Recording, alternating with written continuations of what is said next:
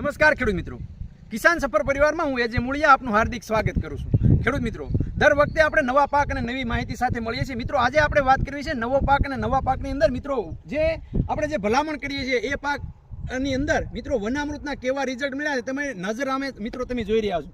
આ મગફળીની અંદર મિત્રો વનામૃતનો 50 ml નાખી અને એક છંટકાવ જે છે કરવામાં આવ્યો છે। આ મગફળીની અંદર વનામૃતનો છંટકાવ કરવામાં આવેલો નથી। મિત્રો, તમે તફાવત જે છે તમારી નરી આંખે જે છે એ જોઈ શકો એવું રિઝલ્ટ એ મિત્રો તમારી સાથે જોઈ શકાય।